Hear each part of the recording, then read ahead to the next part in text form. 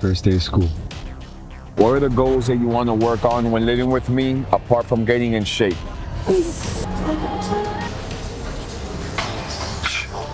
Every time I would talk to him, like, "Bob, what do you want for Christmas?" "Dad, I just want you home. That shit broke me." I'm like, they came, they helped me fight, they came out with the birthday cake.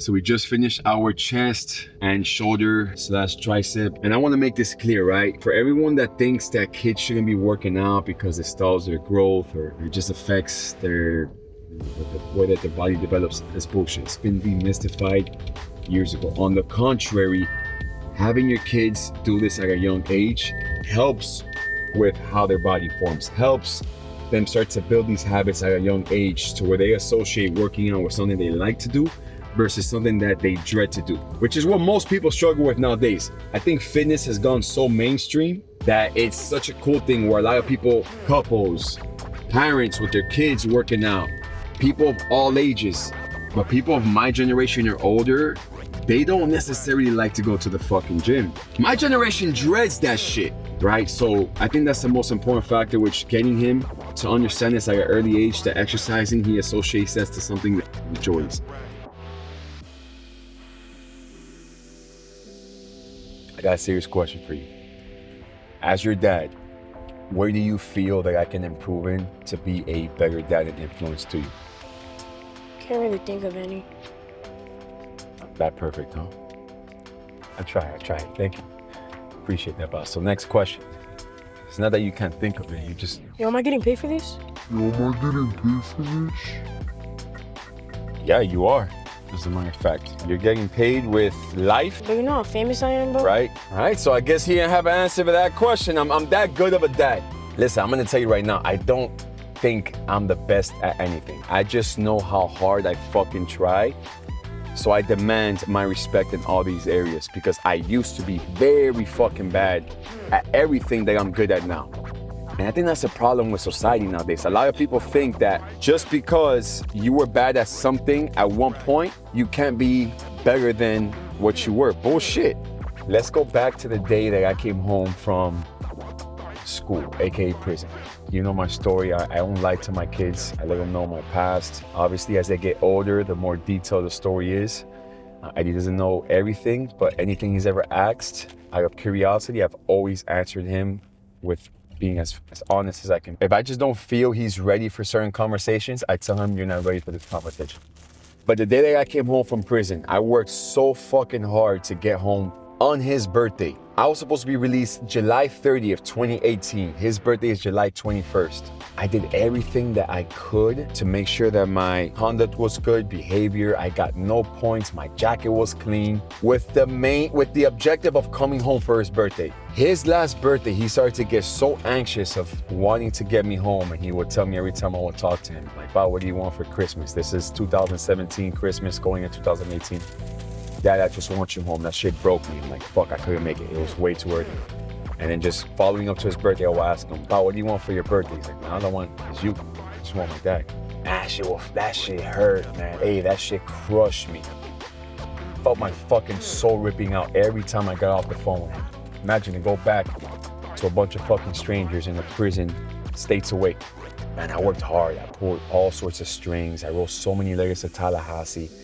They were able to give me back 27 days, July 30th to July 3rd. Now, the story doesn't end there. I had to now fight to get on house arrest, weekend visitation in 2 weekends. Very rare that does that happen. So I was already working on this from the inside, making sure when I got home, I had a stable job, that they were able to check up on me, everything checked out. And as soon as I got home, they saw my urgency to want to do better, get a job. And I just laid low fucking key. The only thing that I worked on while I was at the halfway house was obviously either getting home or working out. Didn't speak to nobody. I'm like, I'm not going to crash. I'm not going to fuck this up, right? I was able to gets released on house arrest. His birthday landing on a Saturday. I was able to get released the Friday before at like 9 p.m. at night after they connected the phones. It was like all sorts of shit that they had to do. After I got my phone connected, they checked out. Everything went wrong the day of that I was supposed to go home. And they're like, Toto, I don't think we're gonna be able to get you on house arrest this weekend. I was already on plan B. I had set up a whole birthday party, hired actors to come dressed up as certain fucking superhero characters. I'm gonna fucking escape. I'm gonna escape this halfway house to make it to my son's birthday and I'll get sent back in. That's the risk I was willing to make sure I make it to his birthday. Long story short, I walked into the counselor's office, I looked him in the eye, and I kind of went back to my, past demeanor, made it very clear to him, listen here, motherfucker, I didn't speak to him in that language. That was the expression he got, right? Look, I've done everything that you've asked, plus some. Give a motherfucker a chance. Give someone who is actually out here trying a chance. You don't owe me shit. The truth is that nobody owes me nothing. He felt that, man. He was like, man, you know what? You're right. You have been on your shit. And the guy let me go home. It was somewhat of a threat, and he kind of saw it in my eyes that I'm willing to go all the way there. I didn't tell him why I wanted to go home, because if I told him that, they would have sabotaged my shit, right? At the end of the day, there's still oppositions. He let me go home. The very next morning, I'm in the room. My son, Eddie, and De Niro are both running in the hallways, and I'm dressed in a Hulk outfit. Man, what a fucking euphoric moment. I'm just anxious. I'm sweating in this fucking Hulk outfit. The party starts outside. I'm looking through the window. Guys started to fight. I had two other villains out there fighting, and the whole story plot around that was Hulk came to save the day. And before I came out, I had other people out there set up, give Eddie his Hulk mask and then De Niro his Hulk hand. They came, they helped me fight. They came out with the birthday cake, and his mother started singing happy birthday. Happy birthday to you. Happy birthday, dear Eddie. With the cake and the candle, and I came up from behind him and I'm like, hey, what do you want for your birthday, little man? My daddy. What do you want for your birthday, little man? Dad. Look who it is! Look who it is! Dad!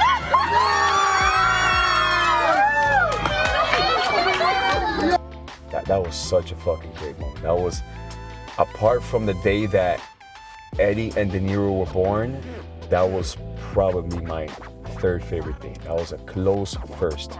And I remember that feeling, man. I'm like, I'm never gonna fuck this up. Like, I'm never gonna fuck this up. It gets to a point where sometimes you don't make the change for yourself. If you have nobody to live for, especially your kids, maybe a parent that you want to retire, if you've been married for long enough, but your kids, if you cannot change for yourself and you can change for your kids, you're selfish as a motherfucker. Like, what do you even, like, what are you even here for? Like, what the fuck are you even here for? You know what I'm saying?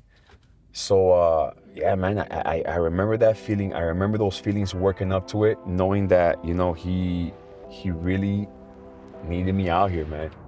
I've been busting my ass to make sure I am and continue to become the best dad that he would ever know. And that's being the example as well. How did you feel that day, Bob? Do you remember? Can you take yourself back to that and remember how you felt that day when I popped out that mask?